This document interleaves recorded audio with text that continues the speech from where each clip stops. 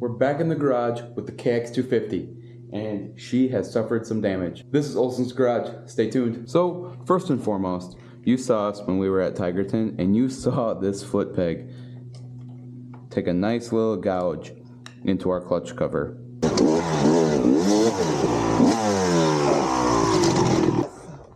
Ooh. Bad? Ooh. Huh. Is there oil still in it? And the unfortunate part about that is that initially I didn't think it was leaking, but after further review and riding a little bit more, she is definitely dripping out of there. So what we're going to do is we're going to take off these bolts. We're going to take it over to our TIG welder over there, and we're going to weld this up and try and make this new again. We'll probably weld it from the inside to try and keep the outside looking as nice as possible. We're going to take this off, weld that up, and hopefully she stops leaking. Hopefully my aluminum welding skills are still there. Then we're going to try and remedy this situation so that this never happens again. Because you can see very clearly where this has enough rattle back and forth, we can easily just puncture through that. So I'm thinking we'll take a piece of rubber on the back side of here. I'm still not sure how we're going to fasten it. So if we decide to throw the bike on a rock again, it hopefully won't punch through our clutch cover. And I noticed in just walking around the bike, obviously it's really dirty, but I noticed some of these spokes are kind of on the loose side again. We're going to take our torque wrench and go through all of these, tighten them up. I noticed this was loose when we were at the trail the other day, so that's not great. But tube still holds there, and basically what we're going to do is go through the bike and just do checks and top-offs and see how everything's looking. So stay tuned, we're going to rip that clutch cover off and weld it up. So to take off this cover, it's just 6M6, but you use an 8mm socket to take out these bolts. Hopefully, we have enough room. We can leave this brake lever on. Oop, long one goes in the bottom. Obviously, what you want to do is drain the oil first, otherwise this will make a big mess. I drained this a couple days ago and I let it drain for a couple days. So hopefully there won't be any oil in here. Perfect. Just a little bit of crap in the bottom. And as you can see, right here, that crack came all the way through. So we're going to heat up where this crack is to try and remove some of this oily residue. Then we're going to take it over to the TIG welder and we're just going to heat this up a little bit, and hopefully we don't need to add any filler metal, and we'll be able to heat this up and get it back into one piece. No more crack. So stay tuned. So like I was saying before, we want to make sure that there's no residue in here, and I took the torch and I was able to kind of focus the heat right on the crack, and you could see just a little bit of oil come up from that, and it revealed another little portion of the crack on the bottom. There was a crack that went parallel. I noticed another crack coming from the bottom as well. So we'll turn on the welder. We got our gas on right now, and we'll go and we'll weld this up. Stay tuned. Hopefully this turns out.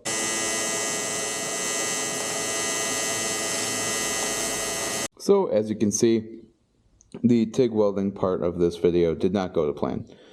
There was a lot of porosity in there. I'm guessing because of the oil that was impregnated in the metal, but what do you do? So now we're going to go to our second option, which is the lovely speed stick, steel stick. But it works on aluminum, so it's aluminum stick right now. Anyway, we're going to use some of this on both sides and just keep it from leaking. Unfortunately, if this ever happens again, I feel like we're just going to have to find a new clutch cover, but nah, it is what it is. So I'm going to put this on and we'll see how it looks. So I got my speed stick applied to the clutch cover, and I guess as a good test, we're going to see how well this stuff actually seals. I sealed the outside and the inside. I got it pretty flush on the inside because that clutch protrudes. Pretty far. So hopefully that won't hit anything, and if it does, then I guess we'll find out. But anyway, we're going to see how well this stuff works. I have it working on both sides. I'm going to continue running the bike. If it starts to leak, I'll keep you guys updated. If it works out good for the rest of the season, I'm basically going to run this until it leaks again. So this will be a good test to see how good the steel stick really is. But while this is curing, this takes an hour to cure. We're going to go over and we're going to check out some other little things on the bike. Stay tuned. So while we're on this side of the bike, I'm going to show you guys, you want to make sure that your spokes are tight, because if these things start to come loose, your whole wheel will basically disassemble, or even worse, it could fall apart while you're ripping down a trail or something like that. So I got this Warp 9 spoke torque wrench, and it's pretty cool. It comes in this kit, so it's got the torque wrench part, which is adjustable on the bottom here. And then it just has a normal wrench piece that you can put on. And then it's got from 5.1 millimeters all the way to 6.9 millimeters. And it has this one special splined one too. And if you go on their website, they have a bunch of other extras for these in case you need bigger or smaller sizes for whatever you're working on. So we're basically set at 5 Newton meters. Or, oh, I don't know, probably something like 30, 35, 40 inch-pounds. I like using Newton meters because it actually reads a lot better on this torque wrench. So basically just go through and tighten them up.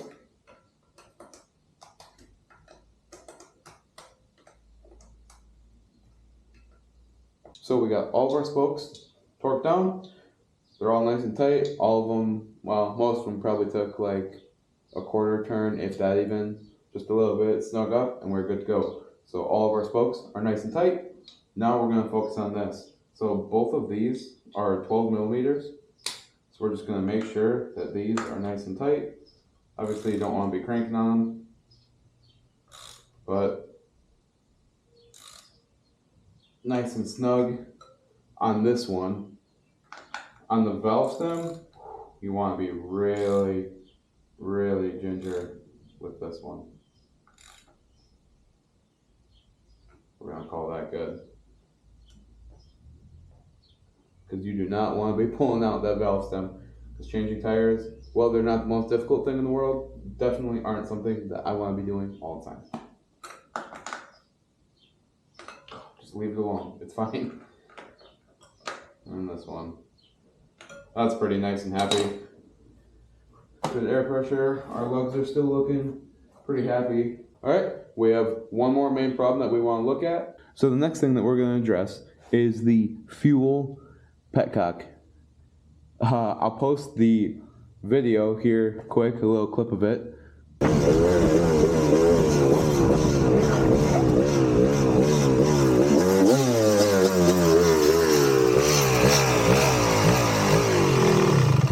Okay, that's really bad.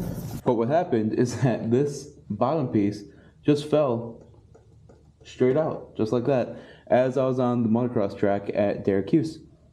And I was like, why is my bike running weird? I go to look down, and this is pretty much all perfectly clean, which was not good. So I went and I popped this back up, and luckily the truck and the parking lot was right next to where the Supercross track was, so I was able to just limp it over there. I got some cool shots of Kyle doing some jumps. But this is the next thing. I found one on Amazon. I'll post a link in the description for it. But we're going to take out the fuel tank real quick. It's just a couple bolts, both sides, bolt on the top, seat, and this whole tank comes right out. We'll clean it up real good, and we'll swap out that fuel valve. So I got the tank back in. And then just like that, well, you got your seat off. Take your air filter out and clean that thing, and then re-oil it. I got links to this uni stuff in the description. Check it out. And boom, we're all back together. Now, one thing that you always want to look at too is you want to make sure that your chain's not rusting. All new chains are like sealed O-rings, so you don't really have to worry. There's a little bit of grease in every single link. But one thing that you do want to make sure is that these don't rust and start to bind. Well, in doing that, you'll also find out that your master link, the little lock tab, is completely missing. So we're going to have to order up a new master link for this bike. But this is why maintenance is always a good thing. We cleaned our air filter. We did some repairs on the bike. We checked our spokes. And then you just kind of, as you're doing stuff, you look over and you find and you see if anything else is kind of looking weird. And then you're able to find stuff like that. Because, I mean, that would have really sucked if I was on the trail and I just threw my chain. Or, worst case, it came off, wrapped around in here, and broke some of my case off or something. So yeah, we'll have to get a new link. We'll order that up quick. And just for funsies, I'll put a link in the description for the link as well. So this case and this steel stick actually turned out pretty good. This is pretty hard right now. It's been right around an hour, so I'm going to put it back on and then fill this thing up with oil. That turned out really good. Nice and hard in here. So we'll see how well that seals. Hopefully it seals pretty good. If not, I'll let you guys know. But let's throw this back on the bike and get this all buttoned up. So the new clutch cover is on, and I don't know, it looks ugly, but I think it'll work. And I made sure to crank over the engine a couple times to make sure that nothing's hitting in there, and it seems to be that we're in good shape. And of course, we'll be using our Honda GN4 10W40 oil in our KX250. Ooh, how wrong is that? Anyway, if you guys want to help out and support the channel, please, if you guys are using this oil, check out my affiliate link. It gives me a little bit of money to help fund some of the projects we have here in the shop. So what we're going to do is fill this up until it's in our sight glass, and then we're good. So we had just enough oil in that container to be able to fill this up. So we're going to put our fill cap back in. So what we're going to do next is we're going to try and see if we can at least put a washer in here to kind of tighten this gap up a little bit, or something to keep this from going like this. If you guys know of any aftermarket foot brake levers, pedals, whatever you want to call this, for the 1998 KX250, let me know. It seems that Rocky Mountain or Tusk don't really seem to have any, and it's kind of hard finding aftermarket pieces for these, especially with this all being ovaled out. They might make the OEM one, but I'll be honest with you, I'm not really willing to pay more than like 50 bucks for this yoke, the pin, and the lever itself. So if you guys know of any cheaper options, let me know. Okay, so I think I finally got it. So what we're gonna do is, this is what our brake rides on, right here. So what we're gonna do is, I found this washer, so I cut down a little bit to fit. I found this washer, I cut it down a little bit to fit in right here. And then what I'm going to do, we'll put this in here, and then I'll take a couple of washers to kind of space it out off of this. So we had one washer that fell out, but basically take one of those 5/8 washers, put it behind this pin, shape it down a little bit so it fits in the bracket, and then I took two small M8 washers, a lock washer and a regular washer, and that seemed to tighten this up really nice. So one more small thing I wanted to add. I basically took an old handlebar grip and I cut it off a little bit just to put a little bit of rubber between this brake and the case. As you can see, it's a lot tighter now, so there's not really a huge worry of it hitting the case anymore.